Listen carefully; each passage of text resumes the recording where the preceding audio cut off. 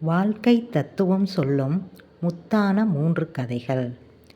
ஒவ்வொரு மனிதனும் எவ்வித சூழ்நிலையையும் எப்படி கையாள வேண்டும் என்பதை அறிவுறுத்தும் அற்புத கதைகள் இவை. அப்படிப்பட்ட கதைகளில் சிலவற்றை பார்ப்போமா? நாம் எவ்வழியோ மக்களும் அவ்வழி. அது ஒரு அழகிய நகரம். அந்த நகரத்தின் நுழைவு வாயிலில் எப்போதும் ஒரு வயதான பெரியவர் அந்நியர்கள் யாரும் உள்ளே சென்று விடாமல் காவல் காத்து கொண்டிருப்பார். ஒரு நாள் வாலிபன் ஒருவன் நகரத்தின் வாயிலை நோக்கி குதிரையில் வந்து கொண்டிருந்தான். அப்போது அங்கிருந்த வயதான காவலாளியிடம், ஐயா பெரியவரே, இந்த ஊர் மக்கள் எப்படி என்று கேட்டான். அதற்கு காவலாளி, ஏன் கேட்குற தம்பி, இந்த ஊருக்கு குடிவரப் போறியா என்று சந்தேகத்துடன் கேட்டார். ஆமாம் பெரியவரே, நான் முன்னாடி இருந்த ஊர் ரொம்ப மோசம். எதுக்கெடுத்தாலும் சண்டைக்கு வருவாங்க. ஒருத்தரை பற்றி ஒருத்தர் தப்பாக பேசிக்கிட்டோம் திட்டிக்கிட்டோம். எப்படா அந்த ஊரை விட்டு வருவோன்னு இருந்தது. அதான் கேட்டேன் இந்த ஊர் எப்படி என்று. நீ வேற தம்பி, இந்த ஊர் உன்னுடைய ஊரை விட ரொம்ப மோசம். போட்டி, பொறாமை, ஜாதி சண்டை, கலவரம்னு ஏதாவது ஒரு பிரச்சனை இருந்துக்கிட்டே இருக்கும். நீயே நிம்மதியை தேடி வர, உனக்கு இந்த ஊர் சரிப்பட்டது தம்பி என்று கூறி அந்த வாலிபனை வெளியே வழி அனுப்பி வைத்தார். சிறிது நேரம் கழித்து அவ்வழியாக வந்த வேறொரு ஆள் காவலாளியிடம் அதே கேள்வியை கேட்டான். ஐயா, இந்த ஊரில் தங்கி வியாபாரம் பண்ணலாம்னு இருக்கேன். இந்த ஊர் மக்கள் எப்படி? பெரியவர் சிரித்துக்கொண்டே, ஏன் தம்பி, உனக்கு கல்யாணம் ஆயிடுச்சா என்று கேட்டார். 2 குழந்தையே இருக்குதுங்க ஐயா என்றான். அப்புறம் ஏன் இந்த ஊருக்கு வர்ற? உங்கள் ஊர்லேயே வியாபாரம் பண்ணலாம்ல என்று காவலர். எங்கள் ஊர் மாதிரி வராதுங்க. அந்த ஊர் மக்கள் ரொம்ப பாசக்காரங்க. என் குடும்பம் இப்போ வறுமையில் இருக்குது.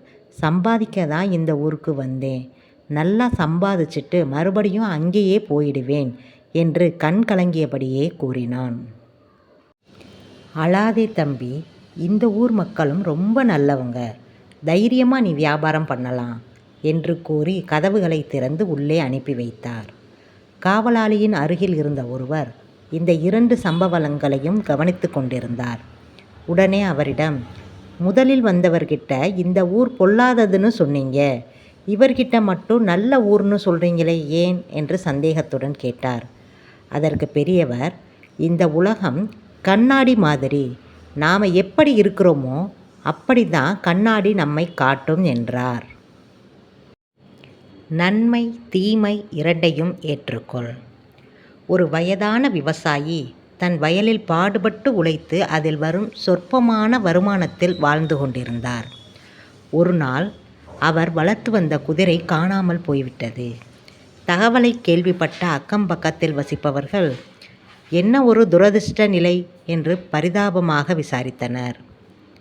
இருக்கலாம் என்று ஒரே வார்த்தையில் அவர்களின் ஆறுதலுக்கு விவசாயி பதிலளித்தார். அடுத்த நாள் தொலைந்து போன குதிரை தன்னுடன் 3 குதிரைகள் உடன் அழைத்து வந்தது. இதை ஆச்சரியமாக பார்த்த அக்கம்பக்கத்தினர், நீ ரொம்ப அதிர்ஷ்டசாலி, இப்போ 4 குதிரை உனக்கு கிடைச்சிருச்சு என்றனர். தனக்கு கிடைத்த அதிர்ஷ்டத்தை பெரிதாக எடுத்துக்கொள்ளாமல் மறுபடியும் இருக்கலாம் என்று கூறி முடித்தார். 1 வாரத்திற்கு பிறகு விவசாயியின் மகன் குதிரையை வேகமாக ஓட்டிச் சென்று தவறுதலாக கீழே விழுந்து காலை உடைத்து கொண்டான். என்னப்பா, உனக்கு ஒரு நல்லது நடந்தா அடுத்து ஒரு கெட்டது நடக்குதே. உன் பையன் எழுந்து நடக்க 6 மாதத்துக்கு மேல் ஆகும் போல. ரொம்ப கஷ்டமான நிலைமை என்று கூறி ஆதங்கப்பட்டனர். விவசாயி பெரிதாக வருத்தாமல் இருக்கலாம் என்று அதே பதிலை கூறினார். ஒரே வாரத்தில் நாட்டில் போர் வந்துவிட்டது. வீட்டில் இருக்கும் எல்லா இளைஞர்களும் கட்டாயம் போரில் கலந்து கொள்ள வேண்டும் என்று கட்டளை பிறப்பிக்கப்பட்டது. வீடு வீடாக இராணுவத்தினர் புகுந்து இளைஞர்களை அழைத்து சென்றனர். ஆனால் அந்த ஏழை விவசாயியின் மகனுக்கு கால் உடைந்திருந்ததால் அவனை மட்டும் அழைத்துச் செல்லவில்லை. இதை கண்டு ஊர் மக்கள் அந்த விவசாயியின் அதிர்ஷ்டத்தைக் கண்டு புகழ்ந்தனர். இப்போதும் அந்த விவசாயி இருக்கலாம் என்று கூறினார். அவர் ஏன் எல்லா சூழ்நிலையிலும் ஒரே மாதிரியான சமமான மனநிலையில் இருந்தார்? காரணம் உண்டு. அந்த விவசாயி வாழ்வின் இயல்புகளை புரிந்து கொண்டவர். நாள்களில் நல்ல நாள் கெட்ட நாள் என்று எதுவும் இல்லை. ஒவ்வொரு நாளும் நமக்கு மறைமுகமாக பல பாடங்களை உணர்த்தி கொண்டிருக்கின்றது. நல்லது கெட்டது இரண்டும் நாணயத்தின் இரு பக்கங்கள்.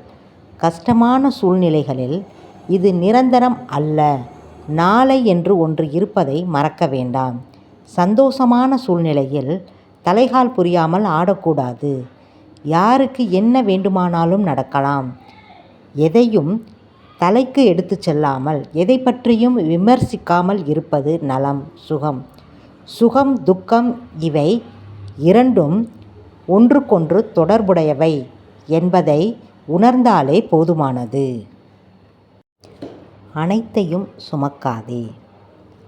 ஜென் துறவிகள் இருவர் தொடர்ந்து பெய்த மழையினால் ஒரு குடிசையின் கீழ் வெகு நேரமாக நின்று கொண்டிருந்தனர். மழை நின்றதும் தங்களது இருப்பிடத்தை நோக்கி நகர்ந்து செல்லும் பொழுது வழியில் ஓர் அழகான இளம்பெண் சாலையை கடக்க முடியாமல் தவித்து கொண்டிருந்தாள். இதை கண்ட துறவிகளில் ஒருவர், "என்னாயிற்று பெண்ணே, ஏதேனும் உதவி தேவையா?" என்று கேட்டார். பதிலுக்கு அந்த பெண், "நான் என் தோழியின் திருமணத்திற்கு செல்ல உள்ளேன். ஆனால் இந்த சாலை முழுவதும் சேரும் சகதியுமாக உள்ளது. நடந்து சென்றால் நிச்சயம் என் அழகிய பட்டுப்பாவாடை பாழாகிவிடும்" என்று கூறி வருந்தினாள். "கவலைப்படாதே, என் மீது ஏறிக்கொள். நீ சேர வேண்டிய இடத்தில் உன்னை சேர்த்து விடுகின்றேன்" என்று கூறிவிட்டு அவளுக்கு உதவி புரிந்தார். திரும்பி வரும் வழியில் தன்னுடன் இருக்கும் மற்றொரு துறவி கோபமாக இருப்பது போல அவருக்கு தோன்றியது.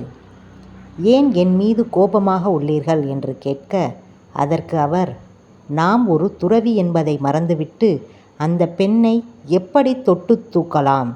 இது தவறானது என்று உங்களுக்கு தோன்றவில்லையா?" என்று கேட்டார். உதவி செய்த துறவி, "தூக்கிய அந்த பெண்ணை அப்போதே நான் இறக்கிவிட்டேன். நீங்கள்தான் அந்த சம்பவத்தை இறக்காமல் மனதில் சுமந்து கொண்டு இருக்கிறீர்கள்" என்று கூறிவிட்டு சென்று விட்டார். நாமும் நமது வாழ்வில் பிறர் ஏற்படுத்திய காயங்களை மனதில் தூக்கி கொண்டு செல்கின்றோம். எது முக்கியம், எது தேவையற்றது என்பதை பகுத்து பார்க்க தெரிந்துவிட்டால் வாழ்வு என்றென்றும் ஆனந்தமே.